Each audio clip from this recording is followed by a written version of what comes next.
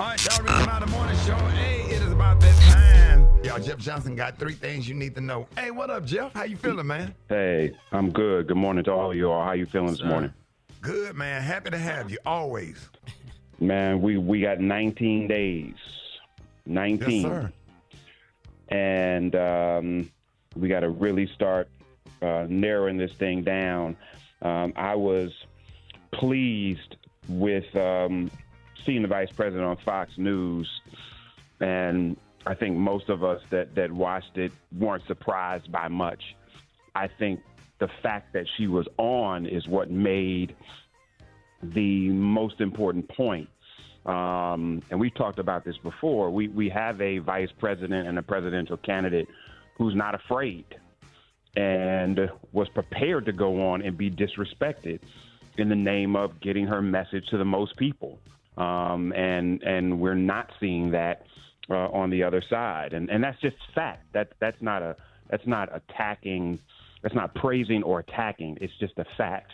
When you go places that is not your base, so that you're able to share your message and also communicate that you actually want to represent every American, it's fundamentally and factually different than someone who is creating a narrative that Americans that disagree with you are the enemy within.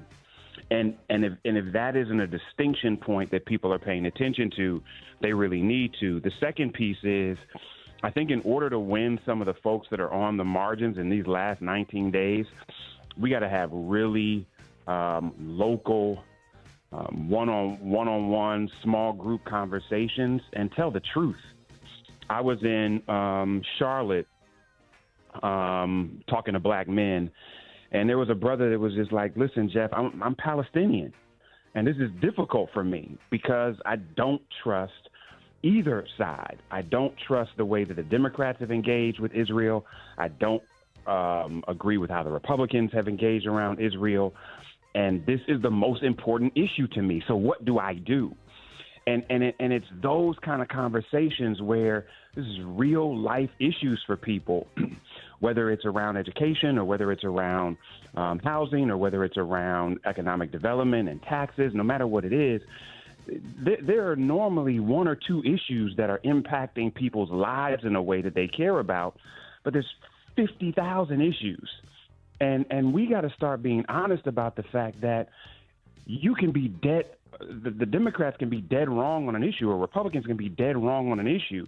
And still, even with that, be in a place to better serve your life. And so we got to have those kind of conversations in these next 19 days, because there are people who don't want to hear that everything's going to be better. We need to be having conversations about, listen, in the reality of judges and money that will be spent and laws that will be passed, there's one side that will be better for your life than another.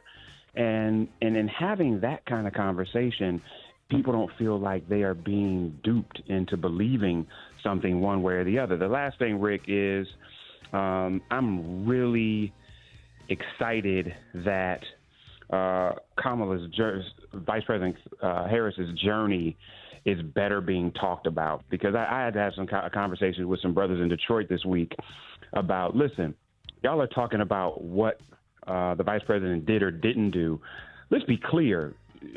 When she was brought onto the campaign, she was brought on and told to be quiet. She did not tell her story in 2020. She did not have the space, even within the campaign, to talk about who she was, what her beliefs were. They were trying to win an election, and they silenced her in a lot of ways. I think that as a vice president, in being given some really clear issues, she was more prolific as a vice president than many that we've seen before. And now she is coming into a space where she knows this is mine now. And you can see it. You can see it in how she's talking to the American people. You can see it in, man, listen, before I get out of here, I have never seen a president, ever in the history of America, talk about the mental health of black men. And for this agenda for black men to include services and mental health, This is the first time I've seen a presidential candidate speak to the humanity of me. And so I don't care what nobody says. If you're talking about what somebody's going to do for black people, and you have a candidate that actually says, I care about the mental health of this group that has the lowest life expectancy in America. I have a grandfather who committed suicide as a result of not having language around mental health, not having resources around mental health. And now I've got a presidential candidate that is, I said to these brothers in Detroit, this is the first time I've seen a candidate that my grandfather needed and my children needed. Right. And I will go to war with the Democrats on stuff I don't believe in, but I'm not going to go to war with them in the name of putting somebody in office that I know not only doesn't care, but wants to kill me. Y'all hit me at Jeff's Nation. Let me know what you think. Love y'all. Hey, that's good stuff, Jeff. Love you too, man. That's good stuff. And I look forward to having you on these next 19 days, you know, leading up to this election. So we just got to make sure that people turn out. We get a good turnout, get the people out to vote. Yep. Jeff Johnson, y'all. Hey, appreciate you, bro, man. Rickey Smiley Morning Show.